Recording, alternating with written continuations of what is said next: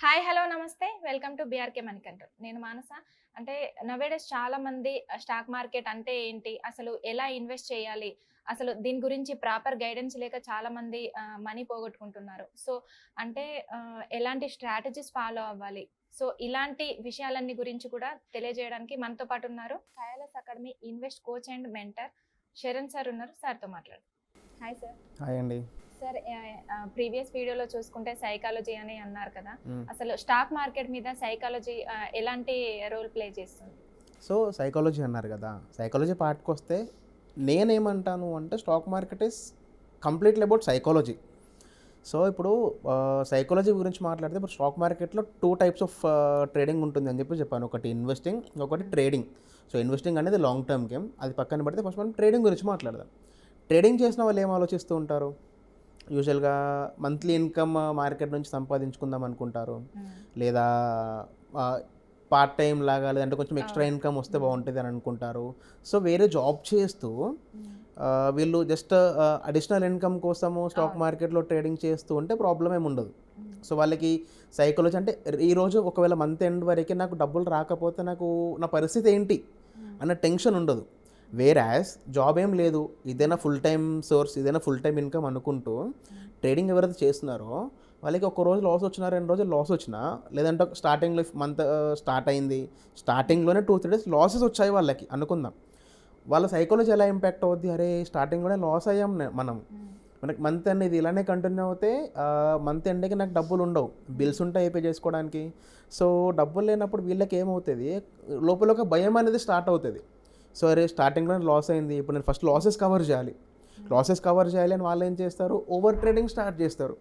So, control ఉండదు వాళ్ళకి, emotions పైన కంట్రోల్ ఉండదు, ఓవర్ ట్రేడింగ్ స్టార్ట్ చేస్తారు. ఓవర్ ట్రేడింగ్ స్టార్ట్ అయింది అంటే డబ్బులు రావడం పక్కన పెడితే 100% డబ్బులు పోతాయి. బికాజ్ వాళ్ళు ఎమోషనల్లీ కంట్రోల్ తప్పారు ఆల్రెడీ, వాళ్ళ సైకాలజీ సైడ్ ట్రాక్ అయిపోయింది.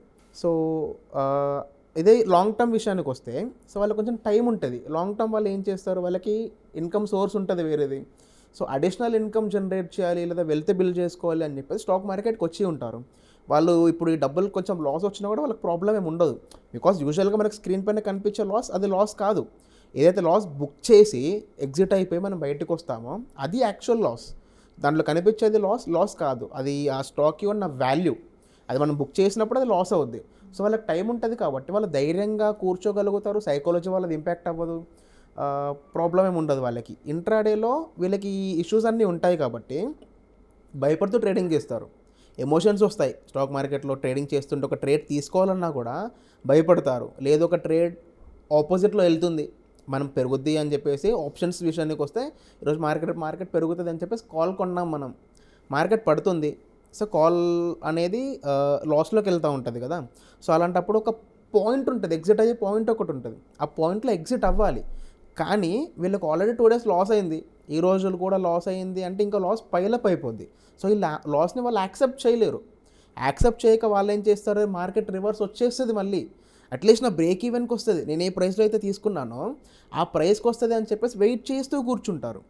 అది ఆ ప్రైస్కి ఫర్ ఎగ్జాంపుల్ వచ్చింది అనుకుందాం, ఇంతసేపు నేను వెయిట్ చేశాను, మార్కెట్ నేను ఎక్కడైతే తీసుకున్నానో నా ప్రైస్కి వచ్చింది, ఇంకా పెరుగుద్దేమో, ప్రాఫిట్స్ వస్తాయేమో. యూజువల్గా వాళ్ళు చేయాల్సింది ఏంటి, అంతసేపు లాస్ చూశారు, అట్లీస్ట్ వాళ్ళు బ్రేక్ ఈవెన్కి వచ్చినప్పుడు ఎగ్జిట్ అయిపోవాలి.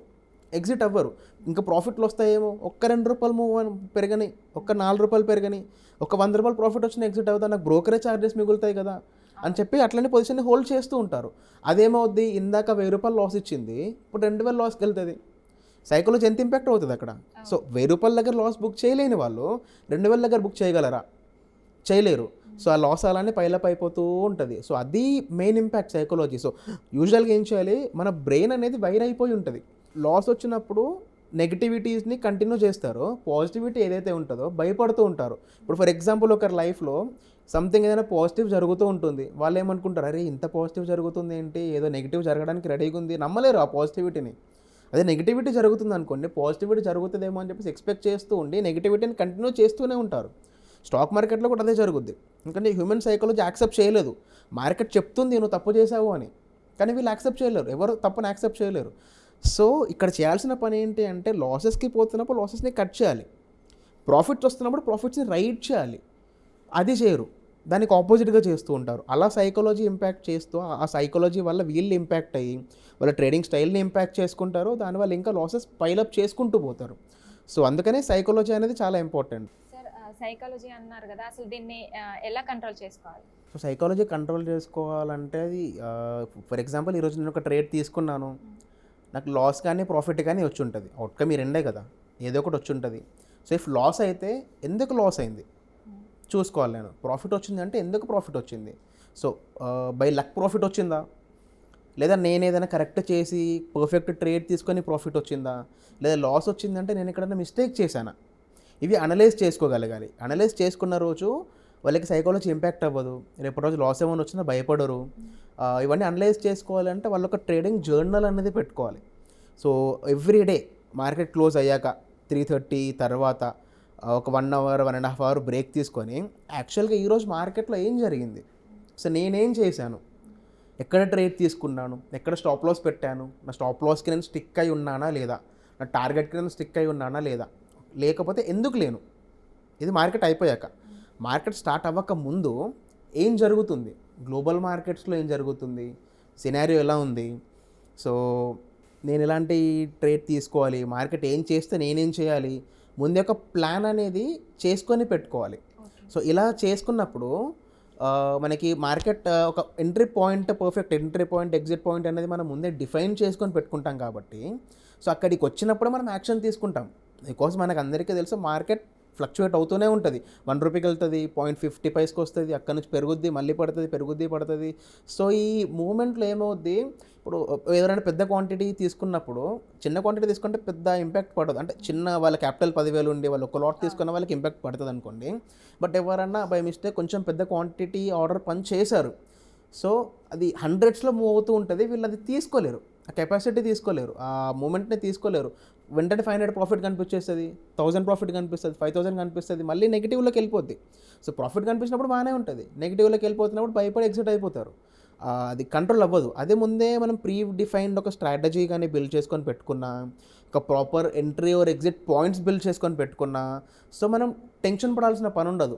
అయితే స్టాప్ లాస్ వచ్చింది లేదా టార్గెట్ వచ్చింది, కరెక్ట్ మన ప్రైస్ మనం ఎలా అయితే అనుకున్నామో ఆ ప్రైస్ కరెక్ట్గా బిహేవ్ చేసినప్పుడు ఎంట్రీ తీసుకుంటాం, స్టాప్ లాస్కి స్టిక్ అయి ఉంటాము, స్టాప్ లాస్ వస్తే ఎగ్జిట్ అయిపోతాం, టార్గెట్ వస్తే ఎగ్జిట్ అయిపోతాం, బయటకు వచ్చేస్తాం. ఇలాంటి దీనివల్ల సైకాలజీ ఇంపాక్ట్ అవ్వకుండా ఉంటుంది. సో దీన్ని కంట్రోల్ చేసుకోవాలంటే రోజు జర్నల్ రాసుకుంటూ మన ట్రేడ్స్ని మనము అనలైజ్ చేసుకుంటూ మార్కెట్ని అనలైజ్ చేస్తూ ఇవి మేనేజ్ చేసుకుంటే సరిపోద్దండి, సైకాలజీ కంట్రోల్లోకి వచ్చేస్తుంది. అండ్ ఇంకొకటి నేనేమంటాను, నార్మల్గా మార్కెట్ అయిపోయాక ఖాళీగా ఉండే కన్నా మెడిటేషన్ లాంటివి ఏమైనా చేసినా మైండ్ కొంచెం కూల్ ఆఫ్ అవుద్ది.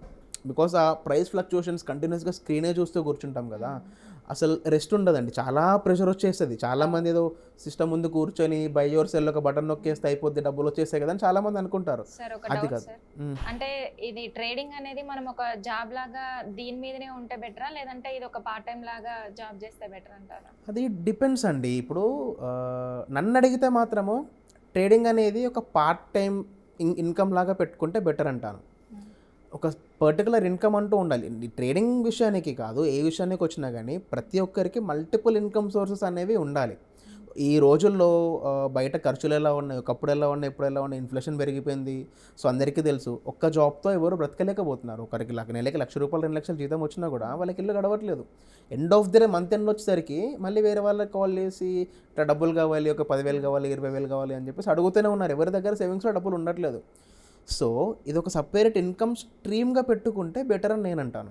ఎందుకంటే ఇదే మెయిన్గా తీసుకుంటే తీసుకోవచ్చండి, ప్రాబ్లం ఏం లేదు. కాకపోతే వాళ్ళకి బ్యాక్గ్రౌండ్లో ఈరోజు ఈ నెల మార్కెట్ నుంచి డబ్బులు రాకపోయినా నాకు ప్రాబ్లం ఏం లేదు, నాకు ఖర్చులు, house hold needs, EMIs, bills అన్నీ వెళ్ళిపోతాయి, నాకు ప్రాబ్లం ఏం లేదు అన్నప్పుడు వాళ్ళు ట్రేడింగ్ని ఫుల్ టైం తీసుకోవచ్చు. ఇదే నా మెయిన్ సోర్స్ అన్నప్పుడు ట్రేడింగ్ని ఫుల్ టైం తీసుకోలేం.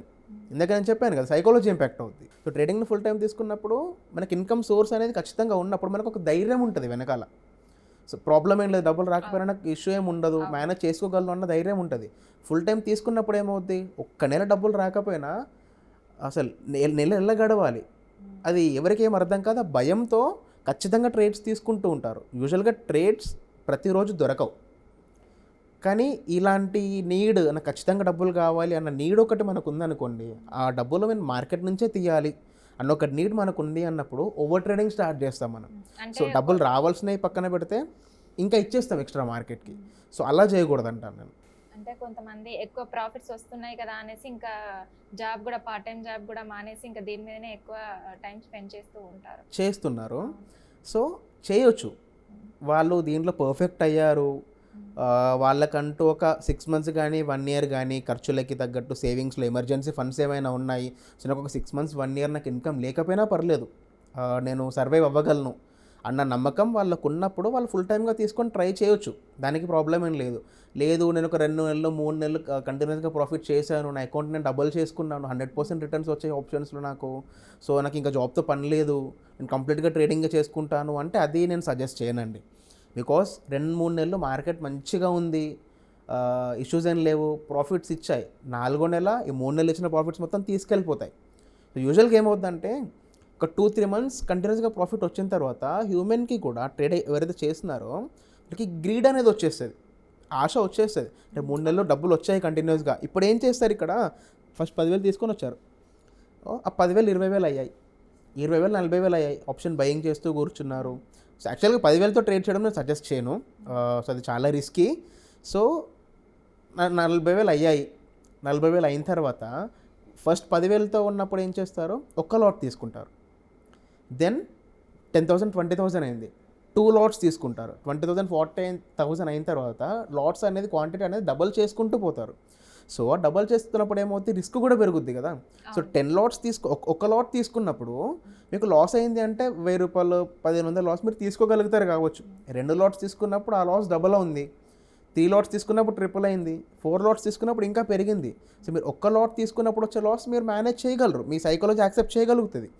మీరు 4 lots 5 lots 10 lotsకి వెళ్ళినప్పుడు మీకు ప్రాఫిట్స్ ఎంత వస్తాయో లాస్ కూడా అంతే పెద్దగా కనబడుతూ ఉంటుంది, మీ సైకాలజీ యాక్సెప్ట్ చేయలేదు. సో అలాంటప్పుడు ఏమవుతుంది, మీరు మెల్లమెల్లగా ఒక్కొక్క లాట్తో మీరు లాస్ మేనేజ్ చేసుకుంటూ వచ్చేస్తారు. ఇక్కడ మీకు గ్రీడ్ వచ్చేసింది కదా. సో మీకు పెద్ద లాస్ కనిపించినప్పుడు మిమ్మల్ని మీ సైకాలజీ, మీ రిస్క్ మేనేజ్మెంట్ సరిగా ఒక్కసారి రిస్క్ మేనేజ్మెంట్ మిస్ అయినా మీ సైకాలజీ మిమ్మల్ని ట్రేడ్ ఎగ్జిట్ అవ్వనివ్వదు. ఏమవుద్ది, సో పోతూనే ఉంటుంది, లాసెస్ పైలప్ అవుతూ ఉంటాయి. 3 నెలలు 4 నెలలు వచ్చిన ప్రాఫిట్స్ మొత్తం ఒక్కటే ట్రేడ్లో ఒక్కటే నెలలో మార్కెట్ మళ్ళీ తీసేసుకుంటుంది. సో వాట్ నెక్స్ట్, తర్వాత మళ్ళీ జాబ్కి వెళ్ళాల్సిందే కదా, ఇంత రిస్క్ తీసుకోవడం ఎందుకు.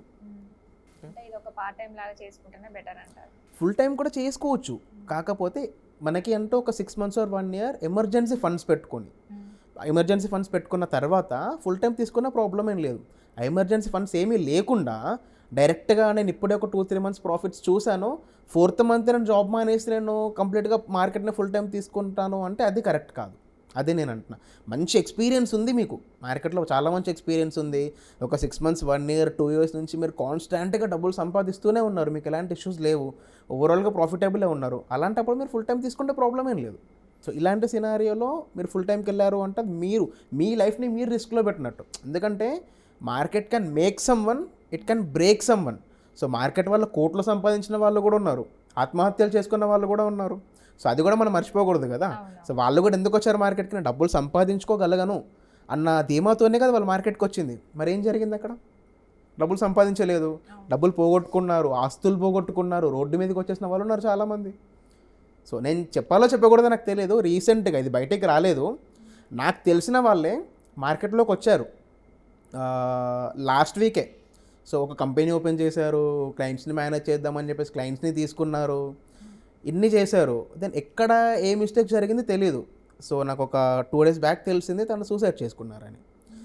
ఎందుకు అంటే అప్పులు అయ్యాయి.